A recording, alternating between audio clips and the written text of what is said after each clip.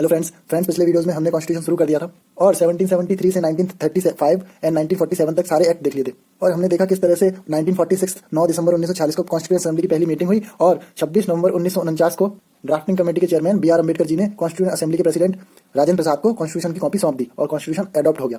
ये बात अलग है कि वो 2 महीने बाद 26 जनवरी 1950 को लागू हुआ था और उसको 26 जनवरी 1950 से हम रिपब्लिक डे बोलते हैं उसको। अब फ्रेंड्स मुद्दा ये आता है कि उस कॉन्स्टिट्यूशन में क्या क्या लिखा था उनके बारे में पढ़ना। सबसे पहले हम देखते हैं कि कॉन्स्टिट्यूशन होता क्या है। Definition of constitution. Friends constitution एक सेट ऑफ रूल्स है, गाइडलाइंस, प्रिंसिपल्स है जिसके बेसिस पर देश की गवर्नमेंट, प्रशासन और इंस्टीट्यूशन को काम करने होते हैं। उस देश का आम नागरिक हो या सरकार, सभी को इस कॉन्स्टिट्यूशन के दायरे में रहकर ही काम करना होता है। और तो और कौन आम नागरिक उस देश का नागरिक है या नहीं है ये भी कॉन्स्टिट्यूशन से डिसाइड होता है और कैसे सरकार बनेगी बिगड़ेगी ये भी कॉन्स्टिट्यूशन में सब लिखा हुआ है। कॉन्स्टिट्यूशन के कुछ नंबर्स देखते हैं फ्रेंड्स। 195 कंट्रीज हैं, उनमें से 190 कंट्रीज में रिटन कॉन्स्टिट्यूशन है। कॉन्स्टिट्यूशन 2 टाइप का हो सकता है, या तो रिटन होगा या अनरिटन। 190 कंट्रीज में रिटन कॉन्स्टिट्यूशन है। इन 190 कंट्रीज में से 70% ऐसे देश हैं जिन कॉन्स्टिट्यूशन की शुरुआत प्रीएम्बल से होती है, यानी प्रस्तावना से। और यही प्रीएम्बल आज हमारा टॉपिक भी है। ये प्रीएम्बल कैसा है, क्या है, वो बाद में देखेंगे। पहले आप ये देखिए कि 395 आर्टिकल्स थे अपने कॉन्स्टिट्यूशन में जब कॉन्स्टिट्यूशन लागू हुआ। 22 पार्ट्स थे एंड 8 शेड्यूल थे, लेकिन अमेंडमेंट्स हो गए 470 आर्टिकल्स हो गए हैं। अच्छा, ये आर्टिकल्स का नंबर नहीं बढ़ा है, लास्ट आर्टिकल का नंबर 395 ही है। ये जैसे किसी में 2A 2B ऐसे करके नंबर बढ़ते गए, इसलिए 470 आर्टिकल हो गए, लेकिन लास्ट आर्टिकल अभी भी 395 है। ओके फ्रेंड्स, 25 पार्ट्स हो चुके हैं और 13 शेड्यूल हो चुके हैं, अनुसूचियां। ये क्या है हम डिटेल में देखेंगे। फिलहाल हम अपने टॉपिक प्रीएम्बल पर आते हैं। हमारे प्रीएम्बल में socialist, secular, sovereign, democratic, Republic, justice, equality, liberty, fraternity जैसे भारी भरकम शब्द हैं। फ्रेंड्स, आपने कोई कुकिंग तक का टीवी शो तो देखा ही होगा जिसमें डिश बनाने के लिए बोलते हैं हल्दी लेना, नमक लेना, मिर्ची लेना, कटे हुए बारीक प्याज लेना। तो ये इंग्रेडिएंट्स बताते हैं कि उस डिश में क्या क्या पड़ा हुआ है जिसकी वजह से उस डिश में इतना स्वाद आया। उसी तरह कॉन्स्टिट्यूशन की बुक में क्या क्या लिखा हुआ है, किन किन चीज़ों का ध्यान दिया गया है, सबसे पहले वो ये शब्द थे। कोई भी लॉ बनाया गया है उसमें लिखा गया है, तो इसमें जो शब्द हैं सोशलिस्ट, सेकुलर, सोवरेन, इन सब चीज़ों पर क्या फर्क पड़ेगा, ये एक हाईलाइटेड पॉइंट मानकर काम किया गया है। और आपको याद होगा जवाहरलाल नेहरू ने भी ऑब्जेक्टिव रेजोल्यूशन दिया था 13 दिसंबर 1940 को कॉन्स्टिट्यूशन असेंबली के सामने। उसमें भी इक्वलिटी, लिबर्टी की बात की गई थी। तो इसलिए मानते हैं ऑब्जेक्टिव रेजोल्यूशन ही इस प्रीएम्बल का स्वरूप बना। फ्रेंड्स, इसमें आने वाले हर एक शब्द को हम अच्छे से पढ़ेंगे। उससे पहले आप ये प्रीएम्बल को देखिए। इसमें 3 पार्ट है। पहला है जो बता रहा है नेचर ऑफ इंडिया क्या है, मतलब इंडिया कैसा देश है। इसमें आप देख सकते हैं India socialist, secular, sovereign, democratic, Republic country है। दूसरा पैराग्राफ बताता है कि हमारा ऑब्जेक्टिव क्या है, हमारे लोग किन चीज़ों में विश्वास करते हैं, जस्टिस में, इक्वलिटी, लिबर्टी, फ्रेटर्निटी। और तीसरा पार्ट ये बता रहा है कि ये जो कॉन्स्टिट्यूशन है वो कब एडॉप्ट हुआ। 26 नवंबर 1949 को एडॉप्ट हुआ था। फ्रेंड्स, 42nd अमेंडमेंट के तहत 1976 में सोशलिस्ट, सेकुलर एंड इंटीग्रिटी जैसे 3 शब्द जोड़े गए थे। वो जब ये वीडियो खत्म होगा तो ऑटोमेटिक याद हो जाएगा। अब पहला पॉइंट है सोवरेन यानी संप्रभु। भारत एक संप्रभु सोवरेन कंट्री है।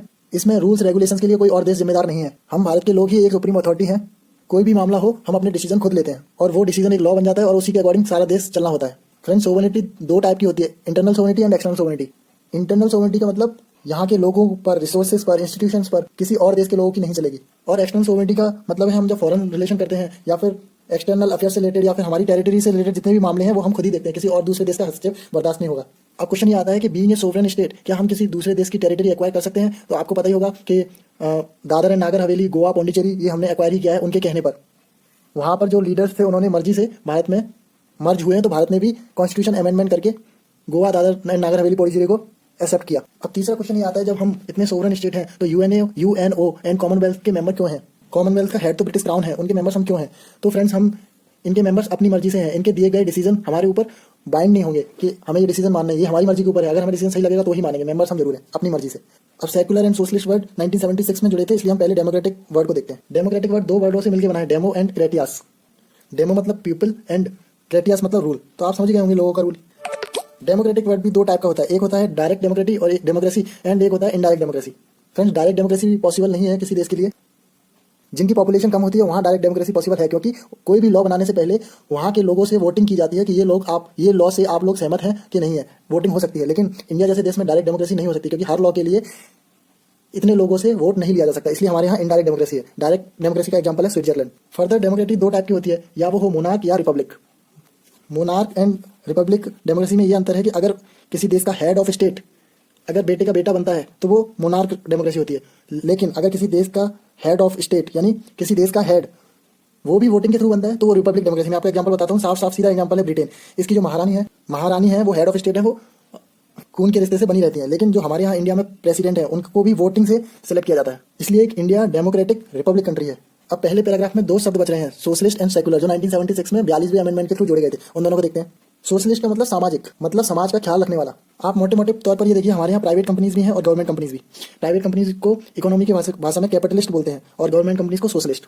मान लो एक टाइम ऐसा आया कि 99.9% लोग इस देश में अमीर हो गए, वो 1-1 लाख रुपए की जैकेटें खरीद रहे हैं और उन्हें 100-200 रुपए की जैकेट नहीं खरीदनी। तो प्राइवेट कंपनी जो कैपिटलिस्ट हैं वो एक दूसरे के कॉम्पिटिटिव होंगी। 4-5 अगर कैपिटलिस्ट कंपनी आ गई वो एक दूसरे के कॉम्पिटिटिव होगी। अगर उन्हें ऑर्डर 99% ऑर्डर 1 लाख रुपए जैकेट के मिल रहे हैं तो वो 100-200 रुपए वाली जैकेट नहीं बनाएंगी। लेकिन एक जो गरीब आदमी है फिर वो जैकेट पहनने लायक रहेगा नहीं। इसलिए सोशलिस्ट इकोनॉमिक सिस्टम का एंट्री पॉइंट आता है। सोशलिस्ट में क्या होता है, सरकारी कंपनी होती है, वो लोगों की जरूरतें चेक करती हैं, कंज्यूमर का डाटा बनाती हैं और ऐसा प्रोडक्शन करती हैं जिससे हर कोई की जरूरत पूरी हो जाती है। अगर किसी को कोई चीज़ की जरूरत है, बेशक वो कम मात्रा में लगे, फिर भी उसका प्रोडक्शन करना पड़ता है क्योंकि सरकार को ख्याल रखना होता है। इसलिए हमारा जो संविधान है वो सामाजिक लिखा हुआ है, सोशलिस्ट, वो हमने इकोनॉमी से समझ लिया। जब सोशलिस्ट के बारे में इतना कुछ पढ़ लिया तो 2 पॉइंट आप और देख लीजिए। ये 2 टाइप के होते हैं, एक होता है मार्क्सिस्ट सोशलिस्ट इकोनॉमी, एक होती है गांधीयन सोशलिस्ट इकोनॉमी। अब ये जो सिस्टम हमने देखा कि गवर्नमेंट उसी हिसाब से प्रोडक्शन करती है जैसे हर लोगों की जरूरतें पूरी हो, ये सब मार्क्सिस्ट सोशलिस्ट इकोनॉमी में आ जाता है। दूसरा है गांधीयन सोशलिस्ट इकोनॉमी। इसमें गांधी जी ने बोला कि लोगों को खुद बोलो वो प्रोडक्शन करें अपनी जरूरतों के हिसाब से, गांव में प्रोडक्शन हो, लोग सेल्फ रिलायंस, सेल्फ सफिशिएंट बने, वो गांधीयन सोशलिस्ट इकोनॉमी। अब यहाँ पे 2 क्वेश्चन आते हैं कि हमारे देश में कैपिटलिस्ट है या सोशलिस्ट। तो इकोनॉमी के मामले में देखें तो हमारे देश में दोनों कंपनी है, प्राइवेट और गवर्नमेंट, इसलिए हम बोलते हैं हमारे देश में मिक्स्ड इकोनॉमी है। अच्छा, अब जो मिक्स्ड इकोनॉमी में भी जो सोशलिस्ट की छाया आ रही है वो मार्क्सिस्ट सोशलिस्ट है कि गांधीयन सोशलिस्ट, उसमें भी हमें समझ में आता है कि बड़ी बड़ी कंपनीज भी प्रोडक्शन कर रही हैं और गांव कस्बों में छोटी छोटी कंपनीज भी काम कर रही हैं, अपनी जरूरत का सामान खुद बना रही है, पूर्ति कर रही है। तो ये समझना मुश्किल हो जाता है कि आखिरकार हम ओवरऑल देखें कि सोशलिस्ट इकोनॉमी हमारी जो है वो मार्क्सिस्ट की तरफ ज़्यादा है या गांधीयन की तरफ ज़्यादा है। तो इसके लिए सुप्रीम कोर्ट का एक डिसीजन आया था 1983 में, DS नकारा वर्सेस यूनियन ऑफ इंडिया। उसमें ये कहा गया कि हमारी जो इंडिया है उसमें अगर सोशलिस्ट इकोनॉमी की छाया है तो गांधीयन की तरफ झुकी हुई सोशलिस्ट इकोनॉमी है। यहाँ पे भी ये बीच वाली सोशलिज्म है, इसीलिए एक नया टर्म दे दिया डेमोक्रेटिक सोशलिज्म। अब प्रीएम्बल का सारे वर्ड्स देख चुके हैं, बस लास्ट वर्ड बचता है सेक्युलरिज्म, जिसको 1976 में जोड़ा गया था। फ्रेंड्स, हमारे देश का कोई स्टेट रिलीजन नहीं है। आपने देखा होगा पाकिस्तान, बांग्लादेश, अफगानिस्तान, इनका स्टेट रिलीजन इस्लाम है। भूटान, श्रीलंका, इनका स्टेट रिलीजन बुद्धिज्म है। नेपाल का भी 2007 तक स्टेट रिलीजन हिंदू था, लेकिन अब कोई स्टेट रिलीजन नहीं है। सिमिलरली इंडिया में भी कोई स्टेट रिलीजन नहीं है। ये धर्मनिरपेक्ष देश है, जिसको जो रिलीजन फॉलो करना है कर सकता है। लेकिन कोई देश कितने टाइप के हो सकते हैं? 3 टाइप के हो सकते हैं। एक है atheist, second theocratic and third is secular. Secular तो हमारी कंट्री है इंडिया। थ्योरोक्रेटिक के आपने अभी एग्जांपल देखे, पाकिस्तान, अफगानिस्तान, बांग्लादेश जो इस्लाम फॉलो कर रहे हैं, मतलब कोई पर्टिकुलर धर्म या स्टेट रिलीजन हो जिनका, वो थ्योरोक्रेटिक। अब आते हैं एथीस्ट। एथीस्ट का मतलब होता है वहाँ कोई धर्म नहीं चलता और अगर आपने धर्म फॉलो किया तो आपको पनिशमेंट मिल सकती है। इसका एग्जांपल है नॉर्थ कोरिया। फ्रेंड्स, अब जो सेकंड पैराग्राफ है प्रीएम्बल का, जिसमें जस्टिस, इक्वलिटी, लिबर्टी और फ्रेटर्निटी सब। फ्रेंड्स, हम प्रीएम्बल का सेकंड पैराग्राफ करते हैं जिसमें ऑब्जेक्टिव्स बताए गए हैं कि हम भारत के लोगों के क्या ऑब्जेक्टिव हैं। भारी भरकम 4 शब्द है, जस्टिस, लिबर्टी, इक्वलिटी, फ्रेटर्निटी। याद करने का अगर लाइन से याद करना है आपको तो सिंपली फी का सेकंड फॉर्म लिखते हैं FELT, उसी से याद हो जाएगा FELT। टी से जस्टिस याद आ जाएगा। जस्टिस मतलब न्याय, लिबर्टी मतलब स्वतंत्रता, इक्वलिटी मतलब समता, फ्रेटर्निटी मतलब बंधुता, भाईचारा। जस्टिस किस चीज़ की? सोशल, इकोनॉमिक और पॉलिटिकल। अगर मान लो कोई डिप्रेस्ड क्लास दबा हुआ है तो स्टेट की जिम्मेदारी है स्पेशल प्रिविलेज देके उसके दूसरे समाज के बराबर पे लाया जाए। इकोनॉमिक मतलब कोई अमीर है, कोई गरीब है, लॉ एंड ऑर्डर सबके लिए बराबर है, ये इकोनॉमिक जस्टिस हो गया। पॉलिटिकल जस्टिस मतलब कोई भी पॉलिटी में आ सकता है और चुनाव लड़ सकता है, सबके लिए बराबर अधिकार है। लिबर्टी किससे स्वतंत्रता मांग रहे हैं? वर्शिप की आज़ादी, एक्सप्रेशन थॉट की आज़ादी और बिलीफ की आज़ादी, फेथ की आज़ादी। सिंपल ट्रिक याद करने की देखी रहे होंगे, दैट वी हैव गीला बॉयफ्रेंड। इक्वलिटी यानी समता, स्टेटस और अपॉर्चुनिटीज की इक्वलिटी। फ्रेटर्निटी मतलब बंधुता या भाईचारा, डिग्निटी टू इंडिविजुअल, ये बहुत इंपॉर्टेंट है। इसमें इंडिविजुअल की डिग्निटी की बात हुई है और यूनिटी ऑफ द नेशन की बात हुई है। प्रॉब्लम ये थी कि 1976 में इंटीग्रिटी शब्द ऐड किया गया, unity and integrity of the nation हुआ। पहले यूनिटी ऑफ द नेशन था, उसमें प्रॉब्लम ये थी कि लोग अपने समाज के लोगों का एक ग्रुप बना लेते थे, दूसरा समाज अलग ग्रुप बना रहा है, तो अलग अलग लोग तो नहीं बढ़ रहे थे लेकिन अलग अलग ग्रुप बढ़ रहे थे, भाईचारा तो था ही नहीं। इंटीग्रिटी आने का मतलब ये है कि एक समाज दूसरे समाज से जुड़े और भाईचारा दिखाए, इसलिए इंटीग्रिटी 1976 में ऐड किया गया। ये क्वेश्चन हमेशा से पॉपुलर रहा है कि प्रीएम्बल कॉन्स्टिट्यूशन का पार्ट है कि नहीं। 3 इसमें केस देखे जाते हैं, 1960, 1973, 1995। 1960 को बोलते हैं बेरुवरी केस। इस केस में ये बोला गया था कि प्रीएम्बल एक सिग्निफिकेंस और इंपॉर्टेंट है लेकिन कॉन्स्टिट्यूशन का पार्ट नहीं है। केस नंबर भारतीय 1973 का केस बहुत इंपॉर्टेंट है, इसको डिटेल में बाद में देखेंगे। फिलहाल कॉन्स्टिट्यूशन में जो प्रीएम्बल है उसके नजरिए से देखें तो इन्होंने बोला था कि कॉन्स्टिट्यूशन का जो प्रीएम्बल है उसमें अमेंडमेंट हो सकते हैं, ठीक है, लेकिन उसका बेसिक स्ट्रक्चर चेंज नहीं होना चाहिए। जैसे ये 3 वर्ड आए, सेकुलर, सोशलिस्ट और ये इंटीग्रिटी, ठीक है, ये कुछ अच्छे के लिए आए, कुछ बुरा नहीं हुआ, इसका बेसिक स्ट्रक्चर चेंज नहीं हुआ है, ठीक है। और ये ऑब्वियसली पार्ट ऑफ कॉन्स्टिट्यूशन है। LIC ऑफ इंडिया 1995 के केस में क्लियर हो गया, प्रीएम्बल पार्ट तो कॉन्स्टिट्यूशन को छोड़ो इंटीग्रल पार्ट है। अब ये लास्ट लाइन देखो आप, ये जो थर्ड पैराग्राफ है प्रीएम्बल में, इसमें साफ लिखा है कि ये कॉन्स्टिट्यूशन असेंबली एडॉप्ट कर रही है 26 नवंबर 1949 को और इसी दिन लॉ डे या कॉन्स्टिट्यूशन डे मनाया जाता है। 26 जनवरी 1950 मत मार देना, ठीक।